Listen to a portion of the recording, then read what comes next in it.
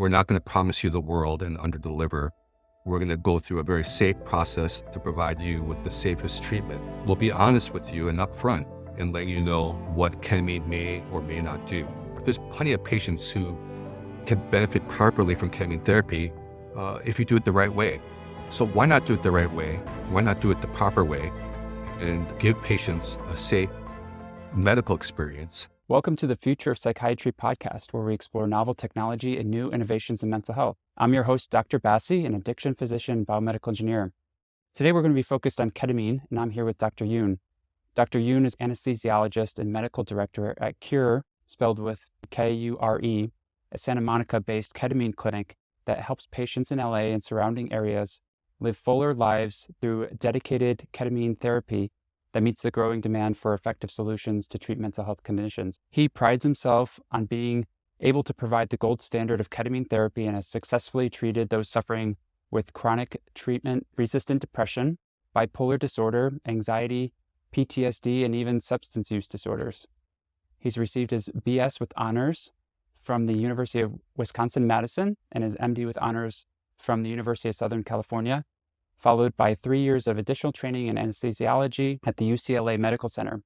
He's been in private practice since the year 2000, and for the last 15 plus years, he has served as the director of anesthesiology for Dr. Daniel Karazi, a former team physician for the LA Lakers. Dr. Yoon is also a clinical professor at Western University of Health Sciences and a lecturer at Loma Linda School of Dentistry. Welcome to the show, Dr. Yoon. Great. Thank you very much, Bruce. It's a pleasure to be here. Thank you. Like I mentioned, we're going to be talking a little bit about ketamine. Ketamine was first synthesized in the 1960s. It has advantageous qualities as an anesthetic because of its rapid systemic absorption, its wide safety margin, making it an appealing anesthetic agent. And now, since the early 2000s, ketamine has been gaining more and more data regarding the rapid management of depressive symptoms. The first approval by the FDA for ketamine-derived therapy for mental health came in 2019 for intranasal S-ketamine as an augmentation agent for treatment-resistant depression. Tell us a little bit about your perspective on ketamine and what is ketamine therapy and how does it work? Well, let me preface my discussion by first stating the obvious. I'm not a psychiatrist, nor do I profess to have any expertise in psychiatry, which is why it's really important and really beneficial that I get to talk to professionals such as yourself who have much more experience in psychiatry. And that underlines my philosophy and our philosophy at Kure, that we're just one small part of the process in treating depression. We obviously want to work very closely with the patient's psychiatrist and psychologist and other mental health professionals. But as an anesthesiologist with over 25 years of experience, I'm intimately familiar with ketamine as an anesthetic. I literally use it almost every week in my clinical practice. And so when the medical team at Kure approached me with this idea of opening a clinic in the West Los Angeles area, I thought it fit in very well with my interests and expertise in ketamine as an anesthesiologist. So as you mentioned in your introduction, ketamine is a well-known anesthetic, has been around for decades, and when used correctly at the proper doses, is a very safe anesthetic. We've taken that one step further at the Kure Ketamine Clinic by offering very safe doses of ketamine, subtherapeutic doses of ketamine in terms of anesthesia potency, but by offering a level of about 0.5 milligrams per kilogram, which again is very much lower than the typical anesthetic dose of ketamine, we can offer patients an alternative therapy and treatment for severe depression that has not responded to traditional therapies. That's good to know. So tell me or walk me through a typical patient experience for average patient. It sounds like they've already tried a number of antidepressant options before. They have a psychiatrist they're working with. Perhaps you get a referral from that psychiatrist, and then walk me through the process of understanding whether or not ketamine is appropriate for that patient. Yes. So typically we will start with a thorough medical screening because as safe as ketamine is, there are some contraindications, particularly severe uncontrolled high blood pressure, a history of active psychosis or bipolar disorder. So we want to screen our patients very carefully first by doing a thorough medical history and medical screening. We'll then also do a thorough psychiatric screening. We really discourage patients who simply want to try ketamine for the first time, who have not sought out other traditional therapies first. So we really encourage patients that if they do have depression, consult their psychiatrist, consult their primary care physician first, try some of the proven traditional remedies, and then if those fail, if they're not producing the desired response, to then talk to their physician about possibly pursuing ketamine therapy. But if ketamine is a really great option, I can see some people saying, well, why don't I just try that great option? What is the reason behind them wanting to, or telling them to try other options first? As good as ketamine can be, it is not necessarily the best choice as a first option. One, obviously, is cost. And we're upfront with our services. Our services are relatively expensive, and unfortunately at this time, not typically covered by insurance. Secondly, it does involve placing an IV, which is a minor but an invasive medical procedure, requiring then the infusion of ketamine over the period of about 90 minutes. So because it is a more invasive medical procedure than perhaps just taking a pill or traditional psychotherapy, I think it's prudent to advise patients that there may be an easier, cheaper, more historically proven option as a first-line treatment for your depression, rather than jumping all the way to getting an IV infusion of ketamine. Because as good as ketamine is, again, we still don't have a lot of long-term data as to its efficacy. We're very upfront and honest with our patients about what the evidence shows and what we can promise. We'll talk about the long-term data or how long it lasts and the effects on mental health. But you mentioned route there, where you mentioned that Kure uses an IV, and I'm sure other clinicians are wondering, well, I thought the S-ketamine is intranasal, and it sounds like there are some clinics that continue to do the more traditional route with IV, and then there are maybe some other clinics that use intranasal administration. What are the advantages and disadvantages? Is there any data there to suggest one might be better than the other? Or does a patient have both options when they come to Kure? Yes, so we do offer both options. And there is good evidence for both the intranasal and intravenous route. In fact, the New England Journal of Medicine, just in the last few months, has published 2 very compelling studies looking at the efficacy of intravenous ketamine and then also intranasal ketamine. The biggest downside of intranasal ketamine is that it is prohibitively expensive at this time, over $500 wholesale just for one dose. Then you have to add on, of course, our expenses as a clinic, the expense of monitoring the patient, etc. So the costs quickly become prohibitive. So at this time, I don't think it's a viable economic option for most patients.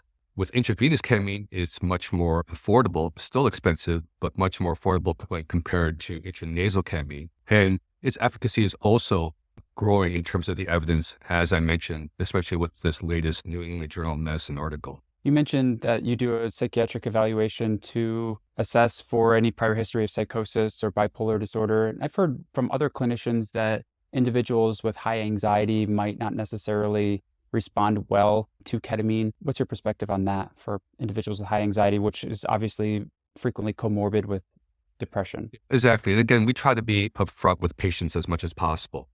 So we have successfully treated patients with high anxiety, PTSD, substance use disorder.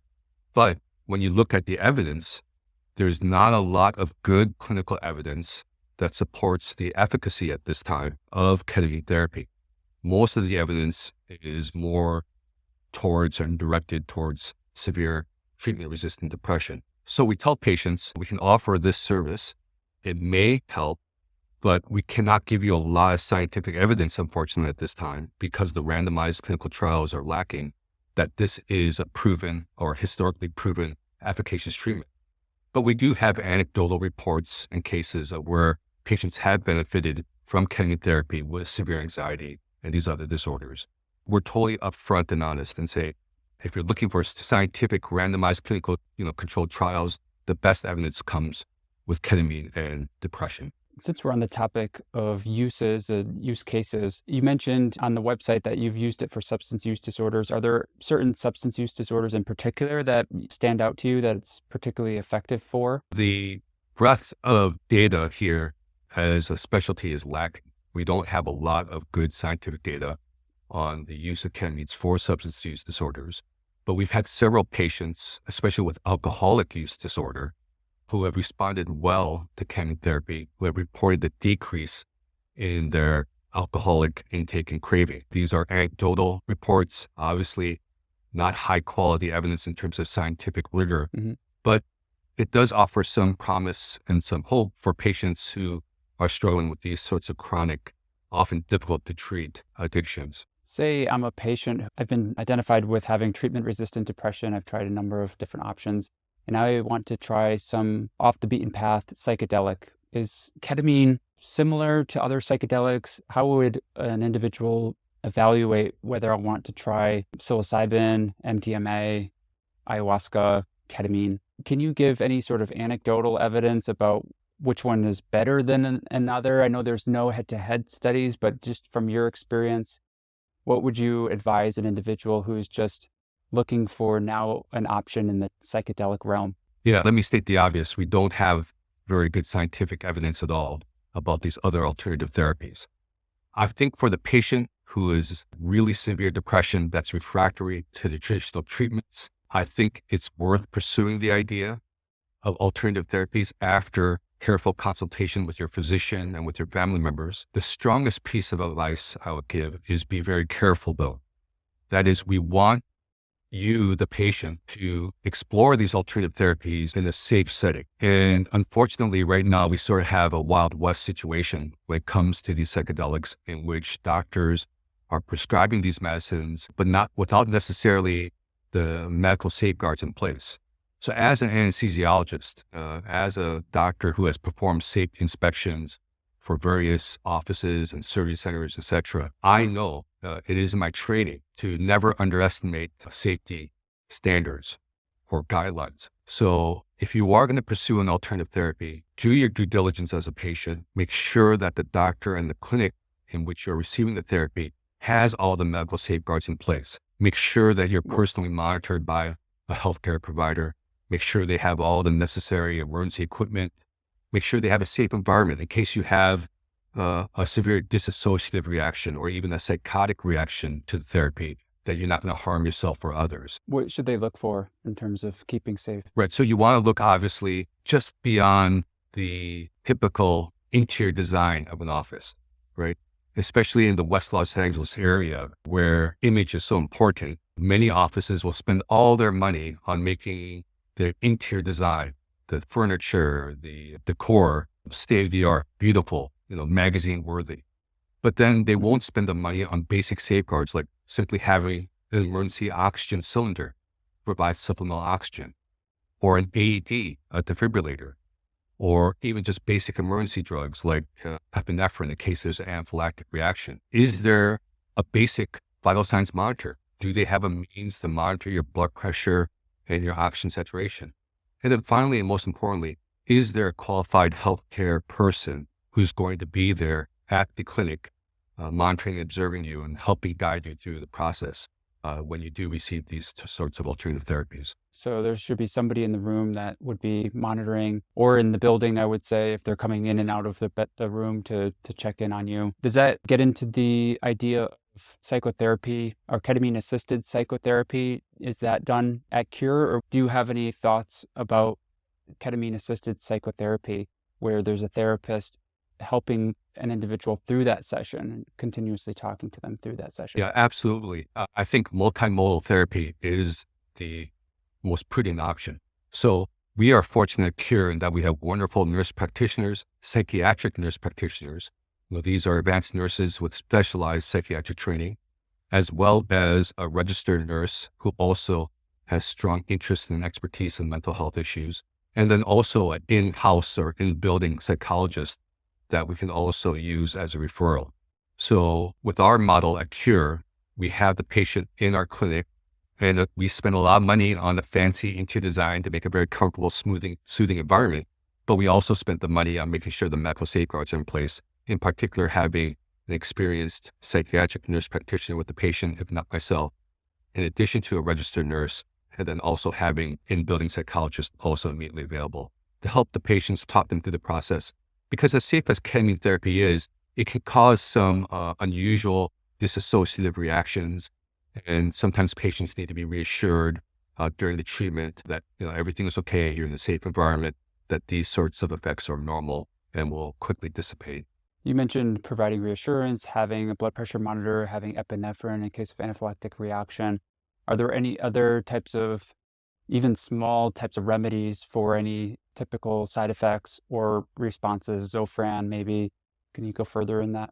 Absolutely. At Kure, we have the full emergency medical kit in our clinic.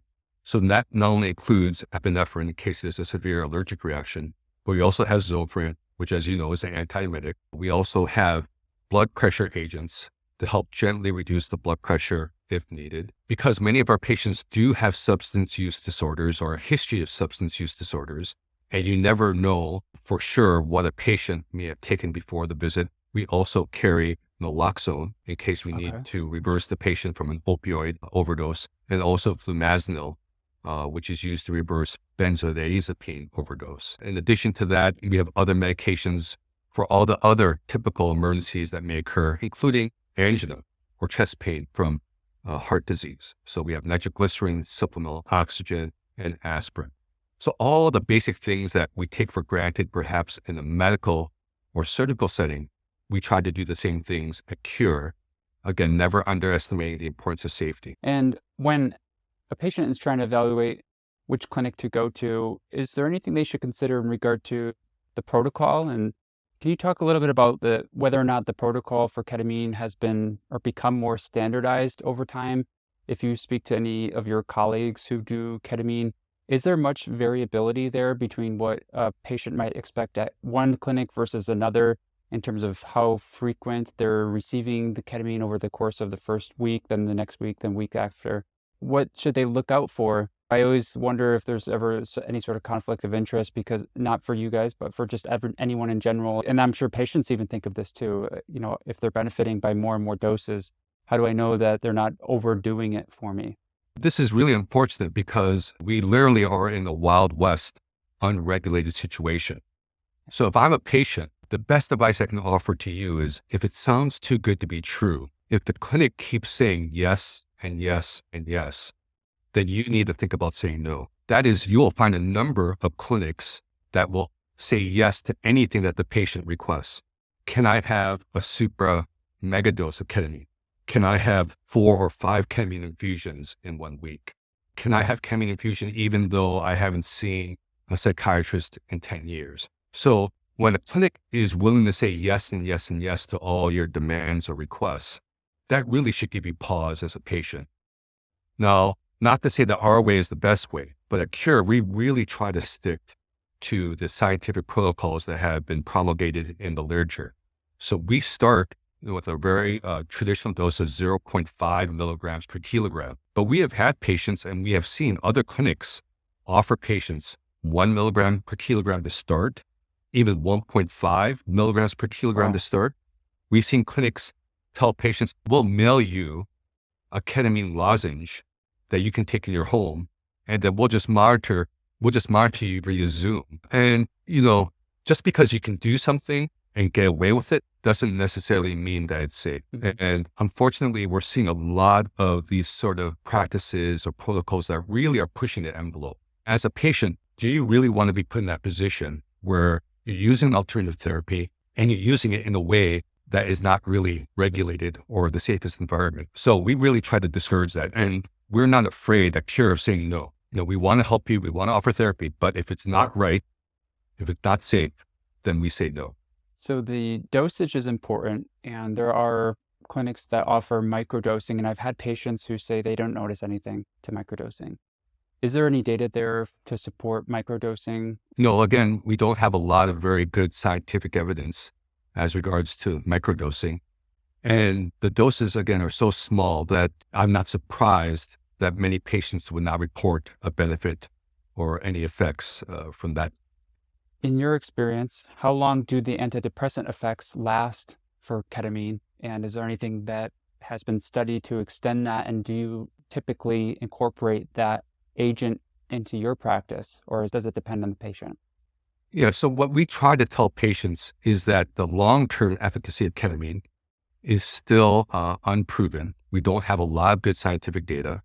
However, the best evidence indicates that ketamine therapy can provide effective relief for several weeks, which sounds trivial, but for a patient with severe treatment-resistant depression, even a window of benefits of several weeks can make a tremendous difference in the quality of their life. And on top of that, we really emphasize multimodal therapy. We think of ketamine as a way to help kickstart maybe a stagnant recovery process, but the traditional therapies still have an important role. So for long-term efficacy, we don't necessarily see the patient coming to the ketamine clinic for the rest of their life, right? Getting intravenous ketamine every week, but rather as a kickstart to help the recovery and to allow more time for the traditional therapies to kick in, particularly SSRIs, SNRIs, and psychotherapy. But again, unfortunately, we don't have very good long-term evidence as to the outcomes and the long-term efficacy of treatment-resistant depression after short-term ketamine intravenous therapy. So we still are waiting the results of more studies with regards to those questions. What is the longest that you've seen a patient come into the clinic for? Has it been years? Well, we're a relatively new clinic. We started last year in June of 2022. So we have had patients with us since that time. So that's approximately 14, 15 months where we had patients treated more intensively at the beginning of the treatment and then who now come in perhaps once every couple of weeks for a booster infusion, if you will, of intravenous ketamine. So you're kind of growing some data there for long-term efficacy. I'm sure that could provide a lot of hope for individuals who have tried a number of different options over the years. If they do land on ketamine and it does work for them, it sounds like it could potentially work for over a year for them. Yes, anecdotally, that's what our experience seems to indicate.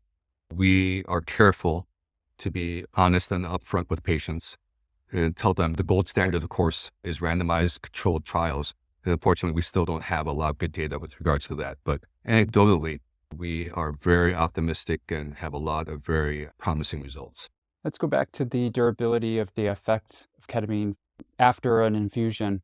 I know that there's some evidence for rapamycin to increase the effectiveness and durability of the antidepressant effect. What are your thoughts on the data there, and do you incorporate rapamycin dosage into the treatment protocol? We personally have not used or incorporated rapamycin into our protocol. We try to leave that up to the discretion of the psychiatrist or the primary care physician. So at this time, we try to focus solely just on ketamine therapy. However, I think that the data behind rapamycin is promising, and we're certainly open to the idea, and we do suggest it as an adjunct, but that's something that we would defer to the patient's psychiatrist or physician. So say there is a patient who wants to do it long-term, and we do know that ketamine has some abuse potential, and you mentioned that sometimes patients ask for a lot of doses or a high dose. How do you decrease the opportunity for abuse and addiction in your patients? What kinds of things would you look out for or hope for? Yeah, that's a great question. So the key is that the ketamine infusion is only given in our clinic under direct medical supervision. We don't allow patients to go home with any sort of ketamine lozenge or intranasal ketamine. We don't allow patients to come in without an appointment. Every appointment, even if it's a repeat patient, is still screened. We still go through the same process, ask the same questions. We also have very good protocols, and really just comes down to common sense in screening these patients each time, looking at their vital signs, looking at their overall demeanor, looking for signs of drug abuse or substance abuse, all the classic signs that we know, for example, slurred speech, inappropriate affect, etc. If any of those signs are present in our screening, and again, before every appointment, we screen each patient each time, regardless of how long they've been with our clinic, we quickly terminate and say, hey, perhaps we need to reassess and do a further evaluation and maybe think about having you see a physician or coming back on a different day. Let's talk about ketamine for chronic pain relief, and you're an anesthesiologist, so you probably have a lot of good experience with this. Is there a type of chronic pain, widespread pain condition that ketamine is particularly effective for? Or are there any that it's particularly ineffective for? And what kind of experience have you had in terms of it helping treat chronic pain conditions? Yeah, so every anesthesiologist will tell you that one of the worst, most horrible conditions that we encounter in terms of pain is chronic regional pain syndrome. It's still a relatively poorly understood disease process. But in these patients, for whatever reason, and oftentimes it can be due to even just minor trauma, they will develop refractory, chronic, sort of neuropathic types of pain that are resistant and not amenable to traditional pain therapies, particularly NSAIDs or opioids. And these patients and these conditions are incredibly difficult to treat and incredibly debilitating for the patients. We don't have very good scientific evidence as to the use of ketamine for chronic pain regional syndromes. However, at Kure, we do have some anecdotal reports of patients who have responded favorably, have had a decrease in their pain symptoms after receiving intravenous ketamine. Has it been a miracle 100% cure? No, absolutely not. This is such a difficult disease. It's really unrealistic to expect that any one drug or any one type of therapy would suddenly miraculously cure such a complex process. It can offer these patients a small window of relief, which may seem trivial, but again, just like severe treatment-resistant depression, these patients are so miserable and involved in such a frustrating process that even giving them a small window where they can get some relief of their symptoms provides huge practical benefit for them in terms of their daily living. What about for an individual who has fibromyalgia plus depression or chronic fatigue syndrome plus depression? You think that candidate would benefit from the ketamine treating any type of symptoms associated with the fibromyalgia or chronic fatigue? We don't have very good scientific evidence with regards to those conditions, and I would not promise a patient that they would get relief. Anecdotally, we have seen some patients who have responded well with those very complex, difficult clinical conditions. I would advise patients, if you have these types of very frustrating, very difficult disease processes, consult with your physician, try the traditional therapies. If those are ineffective, then perhaps consider ketamine as an adjunct, as an alternative to help you.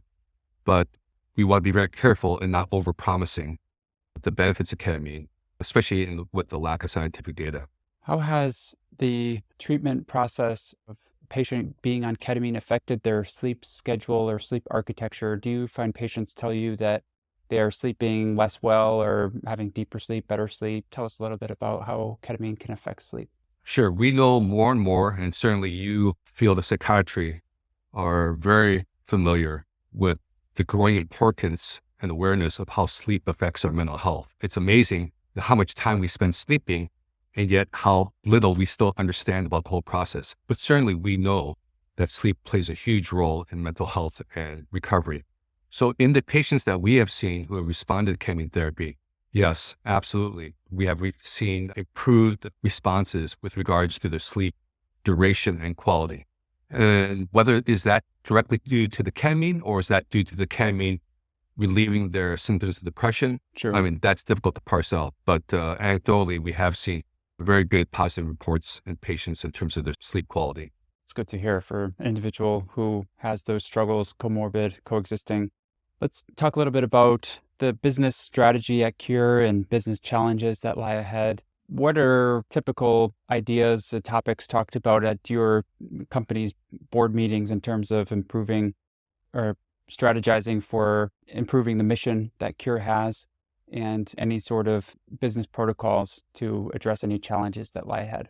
Yeah, that's a very good question. In some ways, our business model and philosophy is counterproductive in that if we were a traditional business, we would simply take in every patient who calls or walks into the door.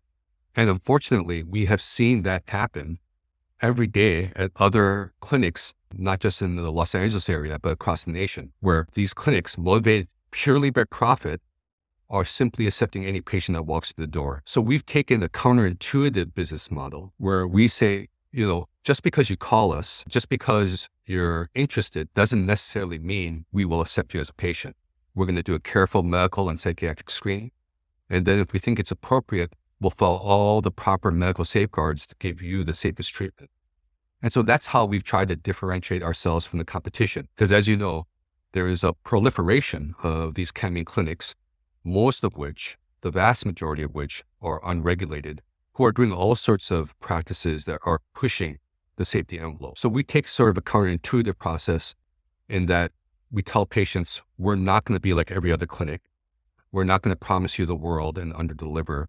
We're going to go through a very safe process to provide you with the safest treatment. We'll be honest with you and upfront and let you know what ketamine may or may not do. So with that philosophy, so far, as counterintuitive as it may be, has proven to be very successful.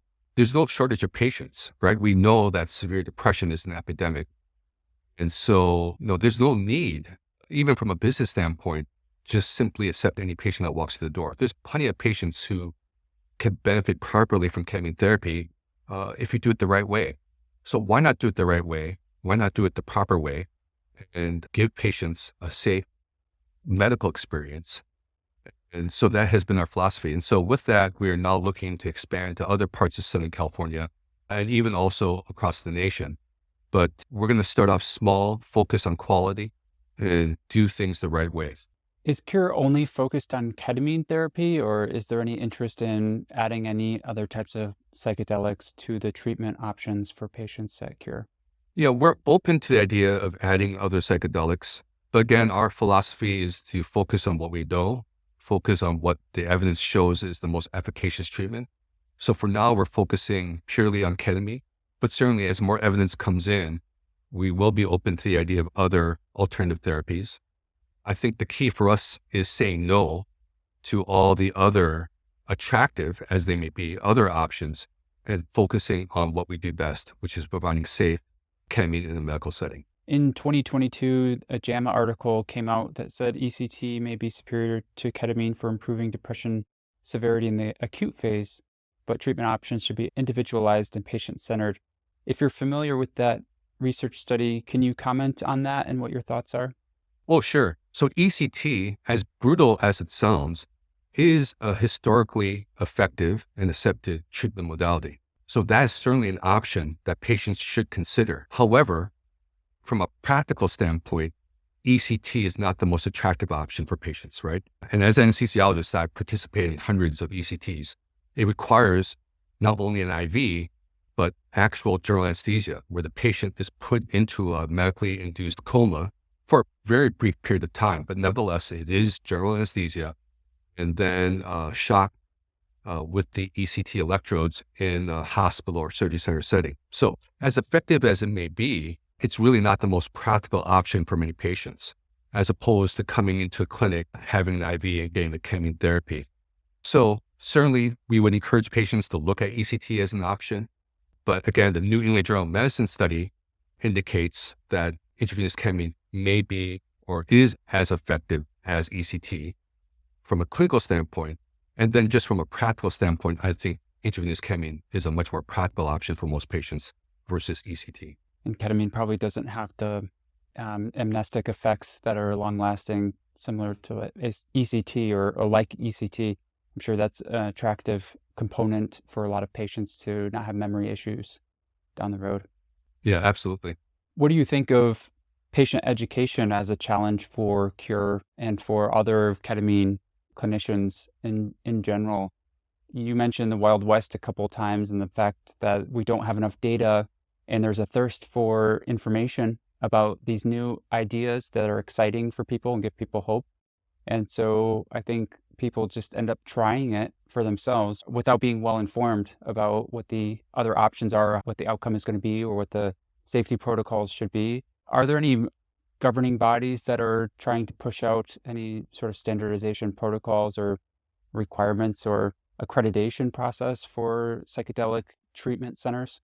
So that's a great question. And I think it may be more of an issue here in Southern California, especially in the Los Angeles area, where fads seem to be more common and more of an issue.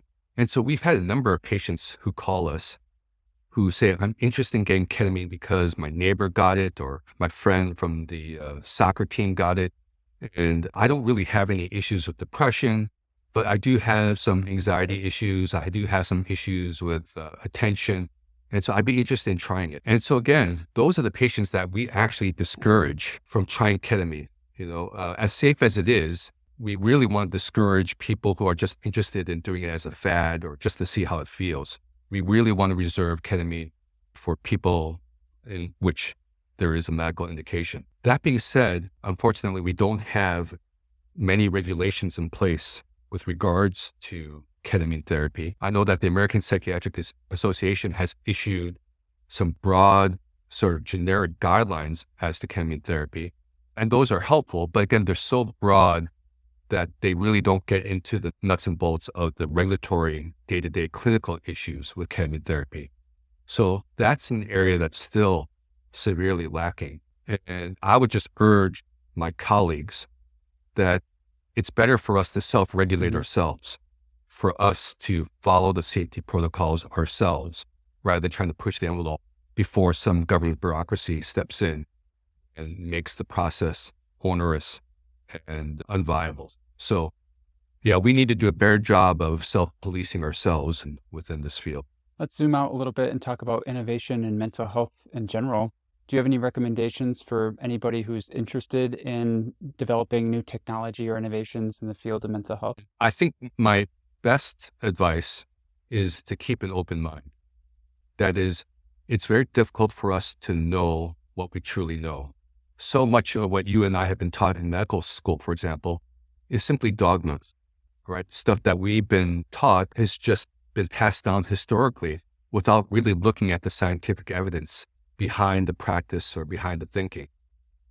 So in this type of field where there's still so much that is unknown, I would encourage my colleagues to keep an open mind, to look at these alternative possibilities, and to really look for high quality evidence.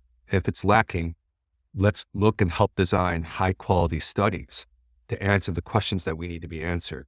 But rather than simply saying ketamine is a sham or psychedelics are a sham, those things never work. And I think we would surprise ourselves by how many things in medicine that we think are true really are based no more upon the musings of one physician who in the 17th century decided, let's call normal saline, even though it's not really normal saline. So be careful what you think you know, keep an open mind, but at the same time, let's be rigorous and look for the scientific evidence. Great points. Do you have any ideas of any novel treatments out there that are particularly exciting that you're keeping a watchful eye on that you think are going to be big in the future? Yeah, so one interesting development that has come from the military, which has used ketamine for decades as an analgesic in the battlefield because it doesn't cause typical respiratory depression like opioids. So you can see why ketamine would be attractive for military uses. But it involves an intramuscular injection.